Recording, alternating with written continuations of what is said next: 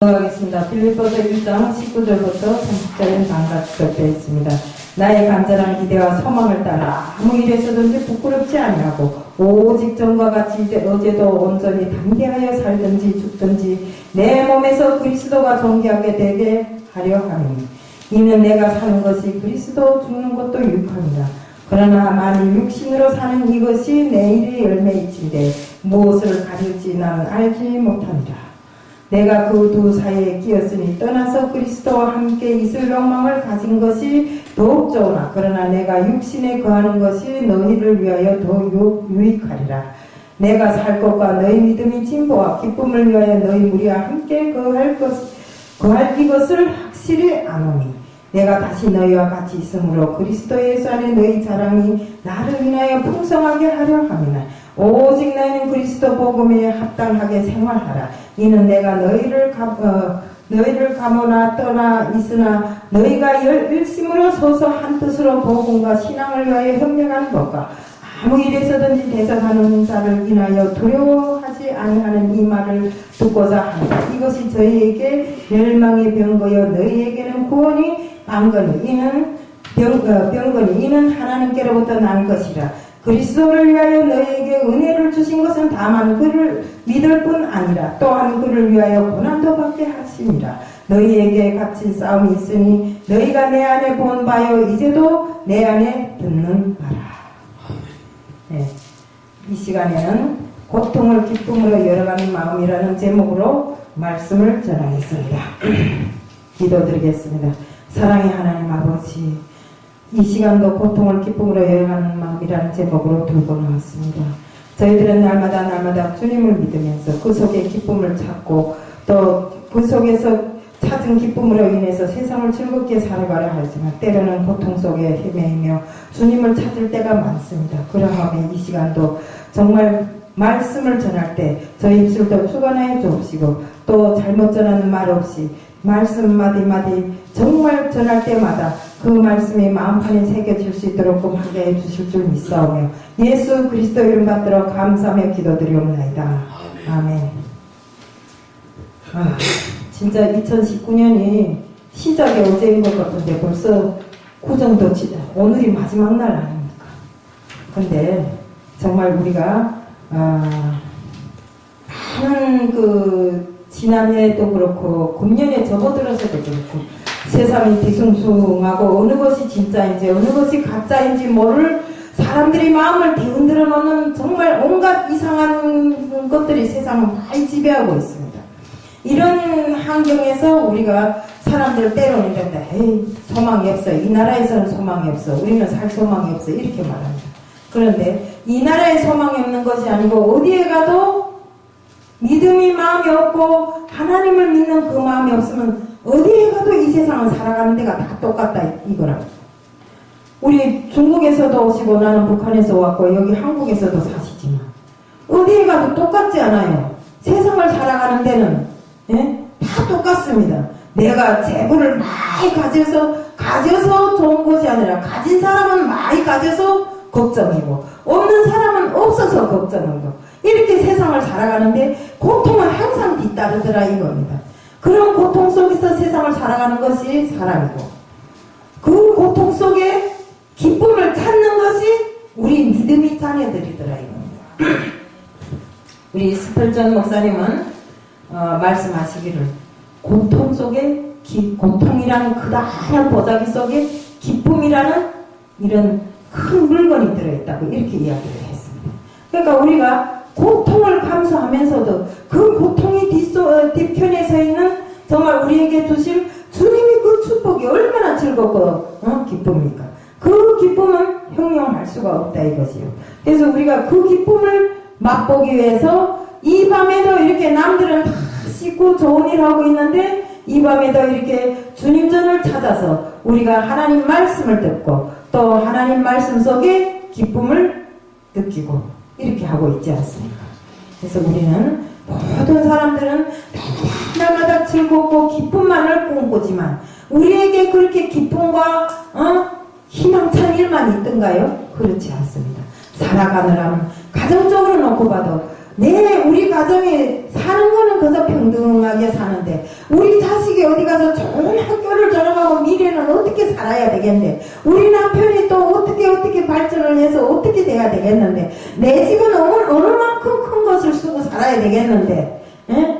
우리는 남보다 돈을 얼만큼 더 저금해 놓고 살아야 되는데, 이런 걱정과 걱정으로 해서, 걱정 없는 사람이 여기 한 명도 없을 것입니다. 가정을 가졌거나 안 가졌거나 상관없이 걱정과 근심은 날마다 있더라 이겁니다. 그렇지만 우리 믿는 사람들은 그 걱정 속에서 정말 주님이 우리에게 주실 그 축복을 생각하면서 그것을 기쁨으로 바꿔서 세상을 살아갑니다. 그런데 그 기쁨이 저절로 오는가요? 심지 않고 오는 건 절대로 없습니다. 씨를 심어야 싹이 나고 싹이 나서 그것이 자라서 열매를 맺는데, 우리는 심지 않고 가만히 누워서 이것이 고통이다 저것이 고통이다 언제면 기쁨이 찾아올까, 나는 믿기는 믿는데 왜 기쁨이 찾아오지 않는가, 이런 식으로 생각하면 안 된다 이겁니다. 그 기쁨을 찾고 만들기 위해서 우리가 끝없이 노력을 해야 됩니다. 그러자면 그 노력이 무엇으로 이루어져야 되는가, 바로 하나님을 믿고 그 믿음 안에서 진실로 내가 하나님께 순종하고 하나님께 충성하는 이 길이 바로 그 고통 속에서 기쁨을 찾는 길이라. 그래서 우리가 일반적으로 말하면 내 몸이 부셔져도 무엇을 위해서 충성하겠습니다, 이것을 저는 옛날에 끊임없이 배워온 사람입니다. 내 몸을 불살려서라도 누구를 위해서 충성하겠습니다, 이렇게. 근데 우리가 진짜로 충성해야 될 분은 누구시던가요? 바로 하나님 아니신가요? 그래서 우리는 무슨 일을 하든지 간에 하나를 생각하고 둘을 생각해도 하나님께서 바라시는 길인가 아닌가를 정확하게 알고 해야 됩니다. 그리고 오로지 우리가 주님과 동행하는 그 삶은 고통이 뒤따른다는 것을 각오하고 생활을 시작해야 된다 이겁니다. 내가 하나님을 믿기는 믿는데 왜 내내는 맨날 이런 고통만 있을까? 이것은 우리가 잘못 생각하고 잘못 믿는 것입니다.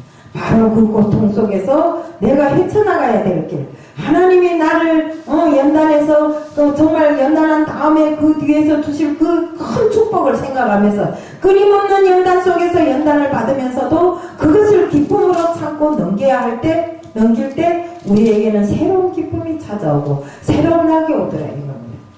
그래서 우리는 모든 고통을 기쁨으로 열어가는 마음, 그 마음이 중요한 겁니다. 내가 오늘 누구를 만났는데 이러더라고요. 커피 하나 가지고 만병통치약처럼 말하더라고요. 근데 그게 왜 그런가? 그걸 마음속으로 이건 좋다, 이건 여기도 좋고 저기도 좋다고 받아들였기 때문에 그걸 만병통치약처럼 내게 먹이려고 접어드는데, 우리도 그렇습니다. 하나님을 믿으면 그렇게 무조건적으로 믿으면 아무리 내 뒤에 따르는 내게 있는 고통이 크다 할지라도 그 뒤에 따르는 기쁨을 생각하지 않을 수 없다 이겁니다.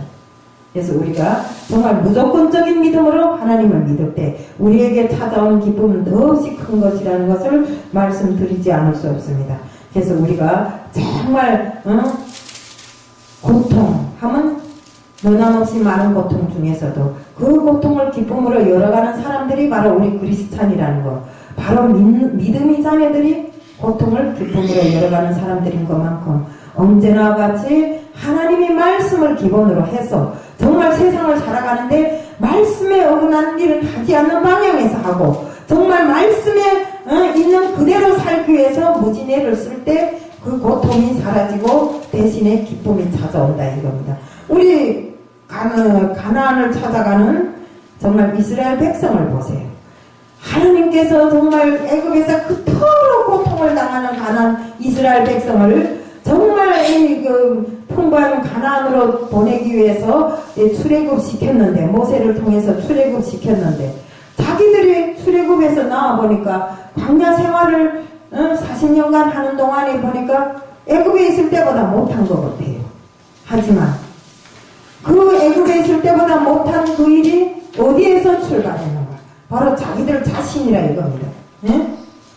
하나님은 그 이스라엘 백성을 통해서 영광 받으시기를 원하시는데, 내가 정말 우리를 이곳에 인도해 내신 분이 하나님이시고 우리에게 정말 기쁨과 영광을 주시는 분이 하나님이시라는 것을 알게 하시려고 하는데 그 사람들은 그걸 알려고 하지도 않고 40년 장장 옷도 헤어지지 않고 신발도 헤어지지 않고 고기를 먹겠다고 의견을 부리면 고기를 메추라기를 주어서 고기를 먹게 하고 배가 고프다고 의견을 부리면 만나를 주어서 배를 불리게 하고 이렇게 했음에도 불구하고 그들은 아이고 애굽에 있을 때보다도 못해 이러면서 자기들이 겪는 고통만 생각하지 진실로 자기들이 하나님께서 우리를 이토록 좋은 곳으로 보내기 위해서 정말 꿀과 젖이 흘러넘치는 가나안 땅으로 보내기 위해서 이렇게 했으니 우리가 그곳을 찾아가기 위해서 애쓰고 힘써야 되겠는데 그렇지 않고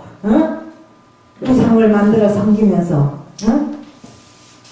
하나님을 알려고 하지 않았기 때문에 어떻게 됐습니까? 다 가나안에 들어가 보지도 못하고 멸해버린 것입니다. 그래서 우리가 항상 하나님께서는 고통을 주신 다음에 우리가 어찌하는가 살펴보신다 이겁니다. 왜요? 하나님이 인간을 만들 때는 찬양을 받으시기 위해서 영광을 받으시기 위해서 만들었는데 그 만들어놓은 인간들이 하나님을 거역하고 배역하고 이렇게 하시면 하나님 마음이 좋으시겠냐 이겁니다. 그러니까 우리는 언제나 같이 하나님께 정말 달린 인간이라고 또 하나님이 자녀라고 일컬음을 받았으면 일단은 가정에서 부모에게 효도하는 것처럼 우리 역시도 하나님께 충성하고 순종하는 모든 사람들이 되어야 된다는 것입니다.